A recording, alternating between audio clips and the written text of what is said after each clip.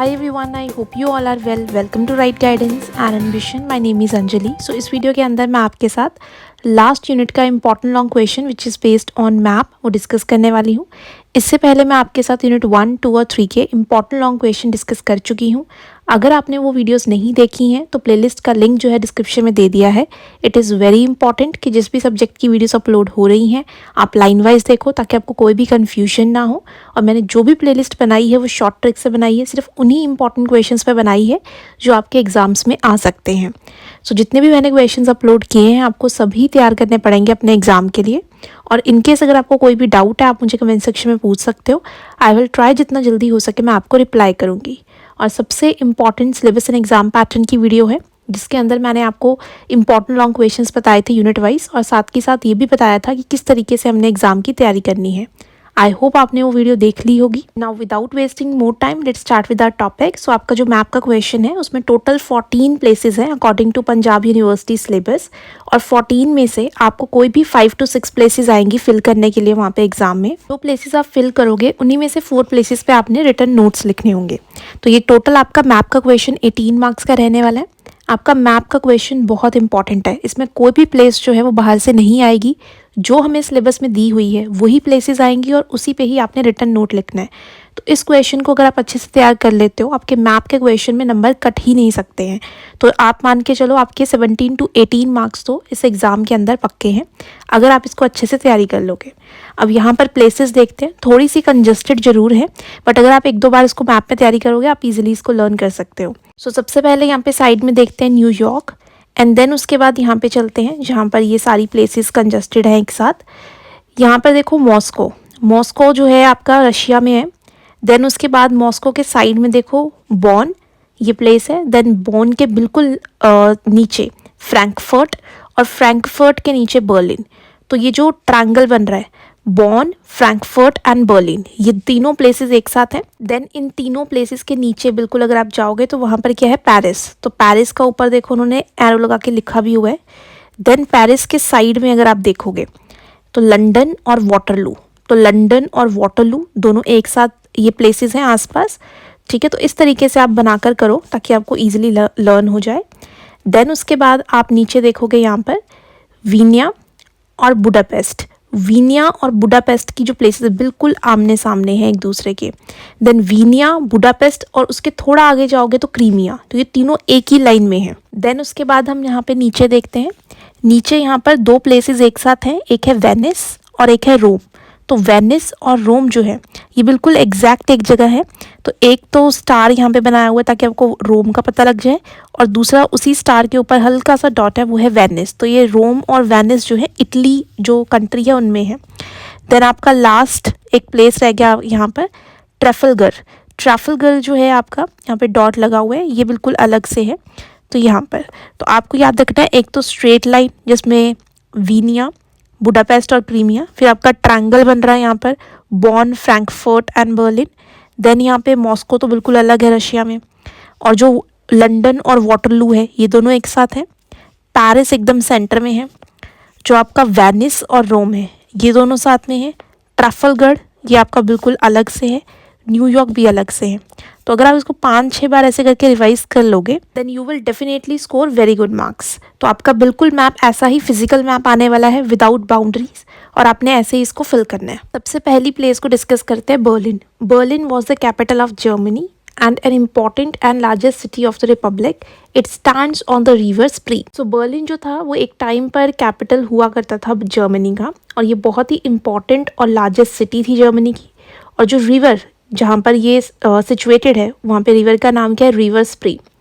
Before 1871 when it made the capital of Germany it was the capital of Persia. तो 1871 में जब ये capital बना है शहर जर्मनी का, इससे पहले ये कैपिटल हुआ करता था पर्शिया का। Berlin regained her old glory when it became the capital of Germany after the Franco-Persian War of 1870-71. अब यहाँ पर वही लाइंस लिखनी है जो मैंने यहाँ पे अंडरलाइन की है। टाइम थोड़ा कम था तो इसीलिए मैंने ऐसे ही वीडियो बनाई है। सो फ्रांसो पर्शियन वॉर का मतलब फ्रांस और पर्शिया के बीच में जो लड़ाई हुई है 1870 और 71 में, तो उसमें जो बर्लिन है वो किसका पार्ट बन गया था, जर्मनी का। और जो भी उसका ग्लोरी था कि उसको छीन लिया गया था जर्मनी से, वो जो रिस्पेक्ट थी वो दोबारा मिल गई जर्मनी का पार्ट बनने पे। It reach the pinnacle of its glory during Bismarck's premiership of Prussia. तो बर्लिन शहर जो है सबसे ज़्यादा फेमस और इम्पॉर्टेंट कब हुआ, जब वो किसके रूल के अंडर था, बिस्मार्क के। और बिस्मार्क उस टाइम पे कौन थे, पर्शिया के leader. It was in Berlin that quite a number of conferences were held.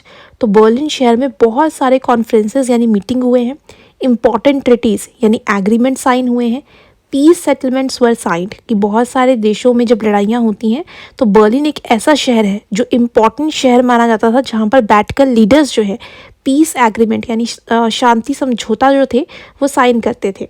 The city of Berlin witnessed devastation and horrible scenes during the First World War of 1914. First World War जो 1914 में हुआ था, उसमें जो ये city है Berlin, इसको काफ़ी हद तक तबाह किया गया था। यहाँ पर लोगों के साथ बहुत ही, ये कह सकते हैं, क्रुएलिटीज़ हुई थी। तो काफ़ी हॉरिबल सीन्स यहाँ पे देखने को मिले थे। In 1936, Berlin's fame spread out throughout the world when the Olympic Games were held here.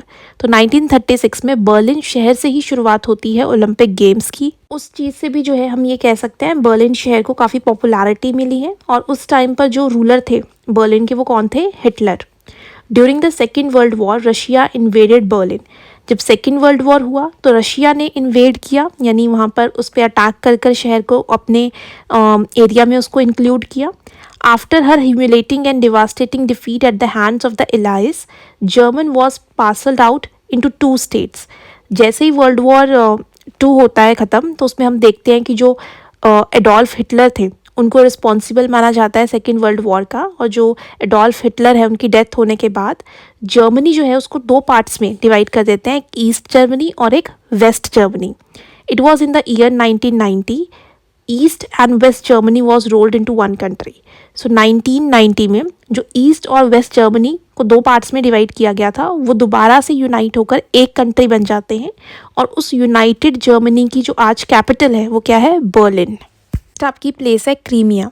The Ottoman Empire was established here in the 15th and 18th century.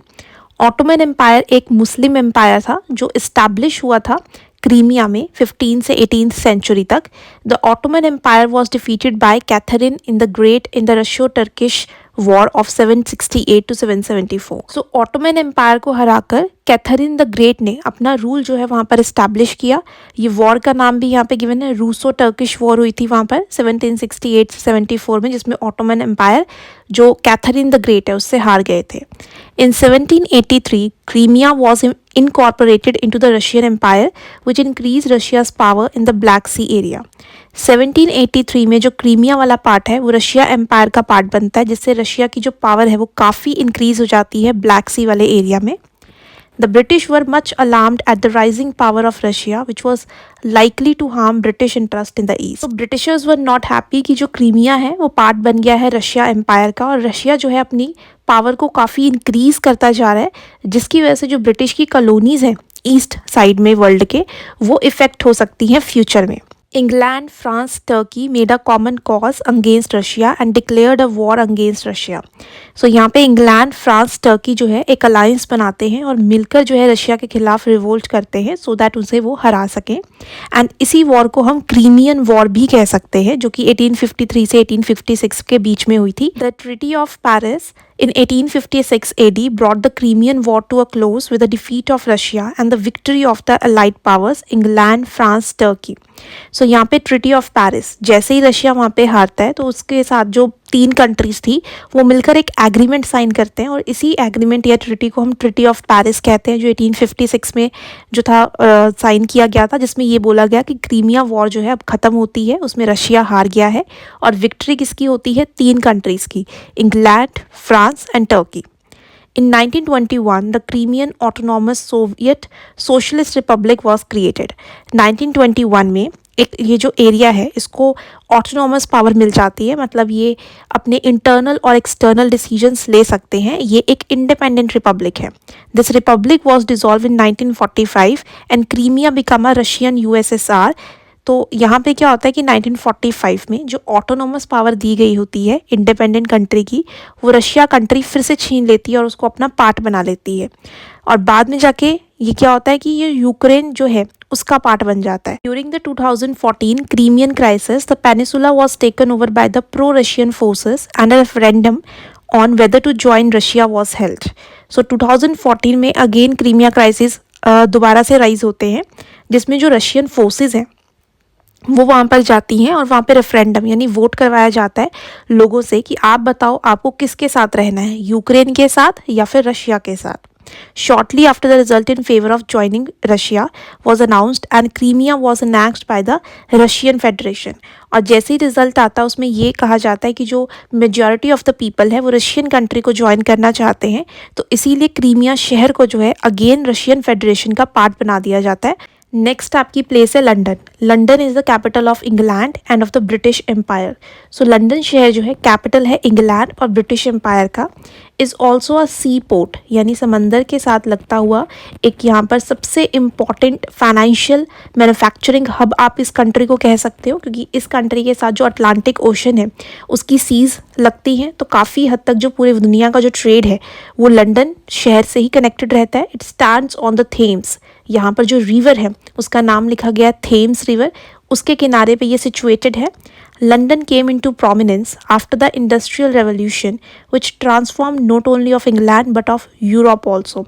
So London शहर की जो popularity है, जो नाम होता है, वो तब सामने आता है जब यहाँ पर इंडस्ट्रियल रेवोल्यूशन आती है, जिसने ना कि सिर्फ इंग्लैंड कंट्री को बट कि पूरे यूरोप को बहुत बेनिफिट पहुंचाया था। During the 18th and 19th centuries London became the biggest industrial and the cultural centre of Europe. और 18th एंड 19th सेंचुरी में जो लंदन शहर है वो काफ़ी बड़ा जो है इंडस्ट्रियल और कल्चरल सेंटर बन गया था यूरोप पूरे कॉन्टिनेंट का। London's factories and workshop produce goods of almost every kind. तो लंदन शहर की जो फैक्ट्रीज थी, जो वर्कशॉप्स थे, वो हर तरीके के मैन्युफैक्चर गुड्स जो थे वो प्रोड्यूस कर रहे थे, क्योंकि उनके पास एडवांसमेंट था, उनके पास टेक्निक्स थी उन सारी चीज़ों को रॉ मटेरियल से गुड्स में कन्वर्ट करने की। The city of London is the headquarter of world financial system. तो पूरी दुनिया का जो फाइनेंशियल सिस्टम है, मींस दुनिया का जो ट्रेड है, वो सबसे इम्पॉर्टेंट शहर जो कंट्रोल कर रहा है उस सारी चीज़ों को, वो कौन सा है? लंदन। क्योंकि वहाँ पर बहुत सारी ऐसी इंडस्ट्रीज़ हैं जो टाइम के साथ जो लेवल ऑफ मैन्युफैक्चरिंग है उसको इंक्रीज़ करती जा रही हैं। London has the credit of normalizing the relation between the different countries of Europe through different treaties and conferences made here। अब लंदन शहर जो है बहुत इंपॉर्टेंट रोल प्ले करता है, क्योंकि बहुत सारे ट्रिटीज़ और एग्रीमेंट्स जो है इस शहर में जो है साइन हुए हैं, दैट यूरोप की जो कंट्रीज़ हैं वो अपने रिलेशन नॉर्मलाइज कर सकें और जो प्रॉब्लम है वो वर्ल्ड वॉर 3 की तरफ ना जाए। तो उस टाइम पर बहुत सारे जो है ट्रिटीज़ साइन हुए हैं, और आज के टाइम में भी बहुत सारे जो कॉन्फ्रेंसेज हैं वो लंदन शहर में होते हैं।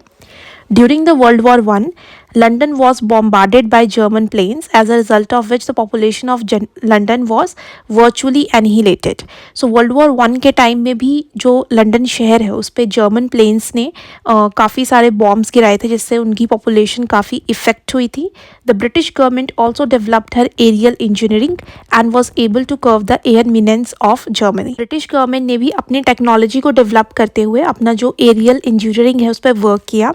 काफ़ी सारे जो प्लेन्स हैं, जो एयरक्राफ्ट्स हैं, वो बनाने स्टार्ट किए, सो दैट वो जर्मनी कंट्री का जो ये एक्शन था उसको रोक सके। नेक्स्ट आपका प्लेस है Moscow. Moscow the capital of Russia. तो ये रशिया जो कंट्री है उसकी कैपिटल है।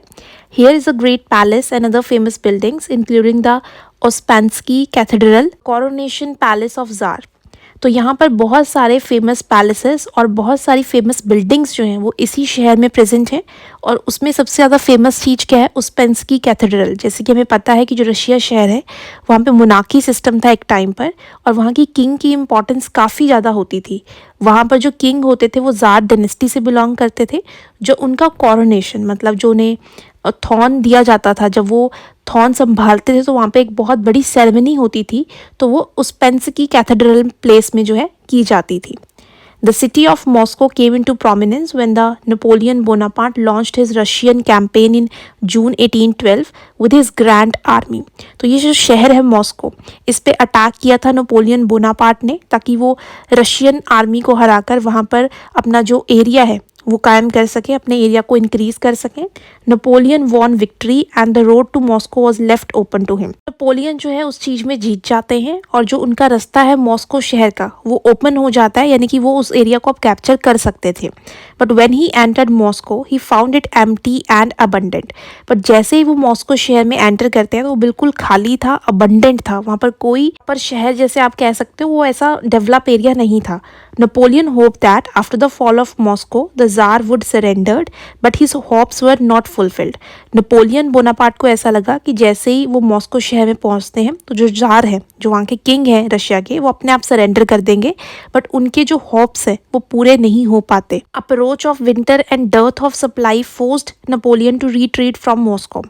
अब मॉस्को शहर ऐसा है जो कि काफ़ी नॉर्थ में सिचुएटेड है, जिसकी वजह से वहाँ पर बहुत ठंड रहती है, जिसकी वजह से हम ये कह सकते हैं वहाँ पर जो सप्लाईज़ है गुड्स की और मैन्युफैक्चरिंग सामान की, खाने पीने की, वो काफ़ी कम रहती है। तो नेपोलियन फोर्स जो थी वहाँ पर उनके लिए कोई भी अवेलेबिलिटी ऑफ ऑप्शन नहीं था जहाँ से वो चीज़ें ले सके, जिसकी वजह से उन्हें जो है वापस लौटना पड़ा अपने कंट्री में।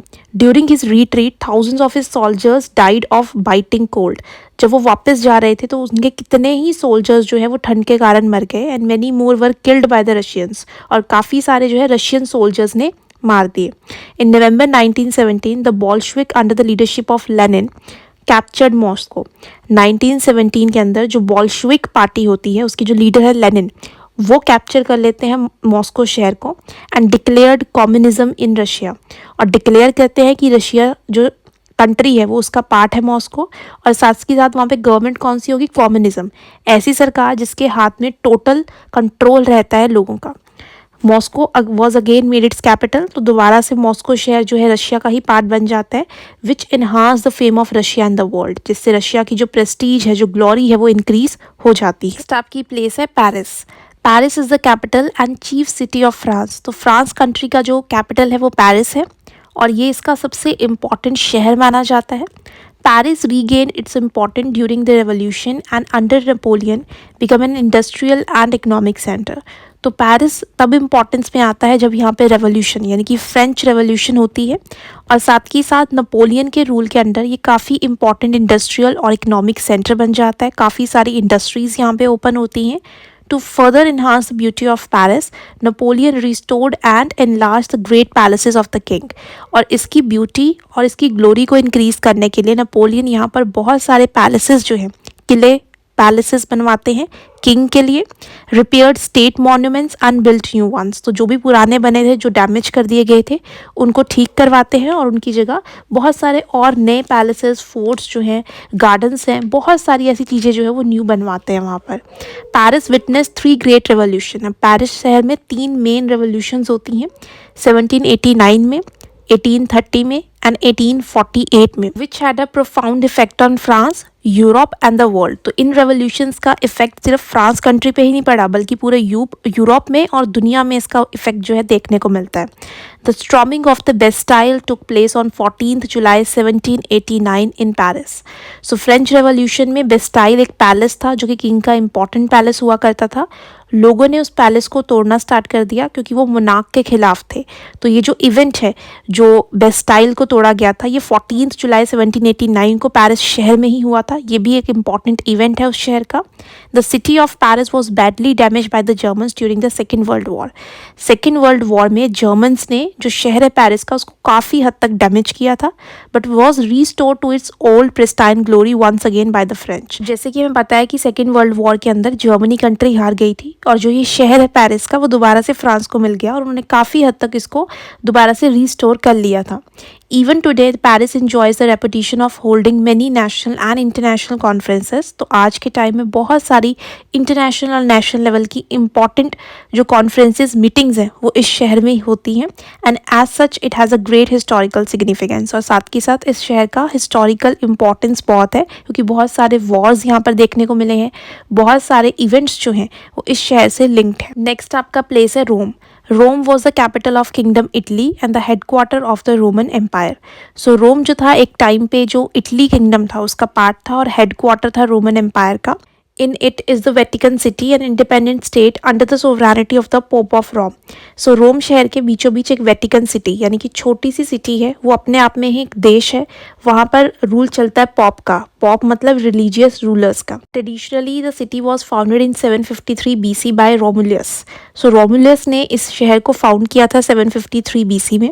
The Emperor Augustus and his successors added building to building and made it the most magnificent city in the world. Emperor Augustus और उनके जितने भी successors यानी rulers आए उनके बाद में, उन्होंने बहुत सारी buildings और important palaces जो हैं यहाँ पर बनाए, जिससे इस शहर की जो importance है, जो glory है, वो टाइम के साथ increase हुई. After the spread of Christianity, Rome became the religious headquarter of Pope and Roman Catholic. So जैसे ही यहाँ पर Christianity जो है उसकी एंट्री होती है तो रोम एक रिलीजियस हेडक्वार्टर बन जाता है पॉप का. यानी पॉप, जिसे मैंने आपको बताया कौन है, रिलीजियस लीडर्स हैं जिनका रूल चलता है उस पर्टिकुलर एरिया में. सून आर्ट एंड लिटरेचर फ्लॉरिश्ड, और धीरे धीरे सबसे पहले इटली में ही आर्ट और लिटरेचर यानी बुक्स वगैरह जो न्यू कॉन्सेप्ट है, आइडियाज़ हैं, वो यहीं पे स्प्रेड आउट होते हैं. Rome become a centre of attraction for the scholars and artist. तो पूरी दुनिया में जो आर्टिस्ट है, जो स्कॉलर्स है, वो इस शहर में जाते थे चीज़ें सीखने के लिए. In 1808 AD Napoleon attacked Rome and dethroned pope. 1808 में नेपोलियन ने रोम पे अटैक किया और जो पॉप है उनको डीथॉन्ड कर दिया, मतलब उनकी राजगद्दी से वहाँ से हटा दिया. तो वहाँ पर जो रूल था पॉप का वो हटाकर वहाँ पर उन्होंने उसको पार्ट बना दिया रोम को, फ्रेंच एम्पायर का. But the diplomats and the politicians at the Congress of Vienna in 1815 restored the Pope to his temporal seat of Rome. So जैसे कि मैंने आपको वियना कांग्रेस में भी डिस्कस किया था कि जब वियना कांग्रेस की मीटिंग होती है उसमें सारे इंपॉर्टेंट लीडर्स क्या डिसाइड करते हैं कि जो रोम शहर है उसमें दोबारा से किसकी अथॉरिटी होगी, पॉप की. Mazzini, a great patriot of Italy, attacked Rome and removed Pope and captured it and established a republic there. गुजीपी मजीनी जो थे, जो एक देशभक्त थे इटली के, उन्होंने अटैक किया रोम शहर पर और पॉप का जो रूल है अगेन दोबारा हटाया और वहाँ पर रिपब्लिक इस्टेब्लिश कर दिया, यानी कि लोगों का रूल होगा. But Napoleon 3 came to rescue of pope. अब यहाँ पर जो नेपोलियन 3 हैं, ये वो वाले नेपोलियन नहीं जो अभी आप ऊपर देख रहे थे. वो नेपोलियन जो 1808 में यहाँ लिखा है वो नेपोलियन बोनापार्ट है. यहाँ पर जो लिखे हुए हैं नेपोलियन 3 हैं. अब ये उनके बाद आए थे नेपोलियन 3. नेपोलियन 3 ने दोबारा से इस जो रोम शहर है इस पे अटैक किया और जो रेस्क्यू है वो पॉप का किया, यानी दोबारा से पॉप की अथॉरिटी वहाँ पे इस्टेब्लिश कर दी. But in 1870 during the Franco Prussian war Napoleon was compelled to withdraw his army from Rome and taking advantage of this Italian army entered into the Rome. यहाँ पर वॉर होती है Franco Prussian war, जिसमें Napoleon की जो army है उनको compel किया जाता है अपनी आर्मी को रोम शहर से हटा दो, और जैसे ही वो अपनी आर्मी हटाते हैं वहाँ पे दोबारा से इटली की जो आर्मी है वो एंटर करती है रोम शहर में. एंड फाइनली 1871 में विक्टर इमैनुअल जो है इस टेरिटरी को जो है पार्ट बनाते हैं इटली का, और इटली की इसको बनाते हैं कैपिटल. और आज भी कंट्री जो इटली है इसका कैपिटल क्या है, रोम.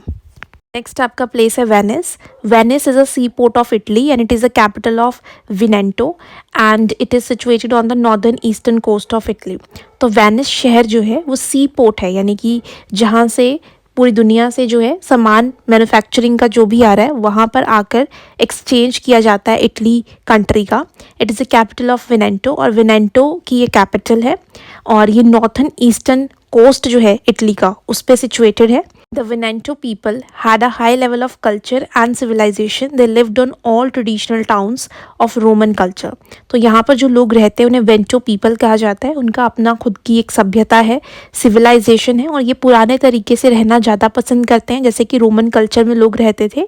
With time, those island people become politically and commercially stronger and stronger. Time के साथ ये जो लोग हैं ये लोग और ज़्यादा पॉलिटिकली और कमर्शियली अवेयर हो गए अपने राइट्स के बारे में. So being on their own they started to elect their own governor. So time के साथ उन्होंने अपने एरिया से जो गवर्नर है उसको इलेक्ट करना स्टार्ट कर दिया, demonstrating more and more desire to live as free people, ताकि उनकी जो मेन विश है कि वो फ्री पीपल की तरह रह सके, उनको कोई और जो है रूल ना करे, उनके जो राइट्स हैं वो उनको मिल सके. तो उन्होंने अपने में से किसी एक गवर्नर को चूज़ करना स्टार्ट किया, अपनी खुद का जो टेरिटरी है उसका पॉलिटिकल स्ट्रक्चर इस्टेब्लिश किया and laying the foundation of a rich and stronger power. तो इस तरीके से उन्होंने जो वेनिस शहर है रिच और पावरफुल सिटी बनाया. Its independence came to an end in 1797. 1797 में इसका जो इंडिपेंडेंस है उसको यानी एक इंडिपेंडेंट कंट्री का स्टेटस ख़त्म किया गया when Napoleon give the city to Austria, जब नेपोलियन ने इस शहर को किसको दे दिया, ऑस्ट्रिया कंट्री को। In 1866 after the defeat of Austria by Persia in the Austro Persian war 1866 Venice become a part of United Italy. तो 1866 में ऑस्ट्रो पर्शियन वॉर होती है ऑस्ट्रिया और पर्शिया कंट्री के बीच में, जिसमें ऑस्ट्रिया हार जाता है। उसके बाद दोबारा से इटली जो है उसको अपना पार्ट बना लेती है वेनिस शहर को। फर्स्ट आपका प्लेस है Waterloo. Waterloo is a famous place of Belgium. तो बेल्जियम कंट्री का सबसे फेमस शहर जो है वाटरलू है। And give its name to the battle fought here between the British and their allies, the French under Napoleon on June 1885। इसी place से एक जो बैटल है उसका नाम भी बहुत फेमस हुआ था, बैटल ऑफ वाटरलू। ये बैटल ऑफ वाटरलू किसके बीच में हुई थी, ब्रिटेन और फ्रांस के बीच में। तो ब्रिटेन और उसके अलाइज यानी फ्रेंच कंट्रीज एक तरफ थे और दूसरी तरफ कौन था, फ्रांस। फ्रांस में उस टाइम पर मेन लीडर कौन थे, नेपोलियन। तो ये जो बैटल ऑफ वाटरलू है ये हुई थी जून 1815 को। डेट आपके लिए बहुत इंपॉर्टेंट है, आपको शॉर्ट क्वेश्चंस में पूछी जा सकती हैं। The battle finally ended Napoleon's attempt to regain the French throne.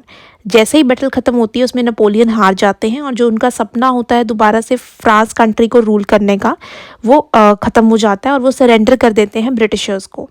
And was sent a prisoner to Saint Helena where he died in 1821। तो नेपोलियन को पकड़कर as a prisoner Saint Helena island जो है वहाँ भेज दिया जाता है, वहाँ पर उनकी डेथ होती है 1821 में। Napoleon disastrous defeat at historic battle field of Waterloo shattered his dream to conquer the world. तो नेपोलियन की जो ये हार होती है ये बहुत इंपॉर्टेंट रोल प्ले करती है क्योंकि इसी में जो है उनका सपना टूटता है, जो उनका मेन ड्रीम होता है पूरी दुनिया को कॉन्कर्ड करने का, वो इस जगह पर हारने के बाद ख़त्म हो जाता है। अब आपको यहाँ पर सारे इंपॉर्टेंट प्लेसेस करने की ज़रूरत नहीं है क्योंकि वहाँ पर आपको एग्ज़ाम में ऑप्शंस मिलेंगे। तो टोटल आपको 14 प्लेसेस वहाँ नहीं आने वाली, सिर्फ 5 to 6 प्लेसेस आएंगी मार्क करने के लिए और उन्हीं में से किसी 4 प्लेसेस पे आपने रिटन नोट्स लिखने होंगे। तो आपको ये सारी प्लेसेस नहीं करनी है, मैंने शॉर्ट ट्रिक से आपको इंपॉर्टेंट प्लेसेस पे जो नोट्स हैं वो आपके साथ डिस्कस कर लिए हैं। इन्हीं में से 100% आपको रिटन नोट्स जो है लिखने के लिए आ जाएंगे। तो आप अच्छे से इसको 2-3 बार लिखकर प्रैक्टिस कर लेना, then you will definitely score very good marks in this unit. I hope you will find this video informative and helpful. If you have any doubt related to this video or syllabus, please comment below. Share this video with your friends and subscribe the channel so that you will get the notification on time. All the best achievers. Have a nice day.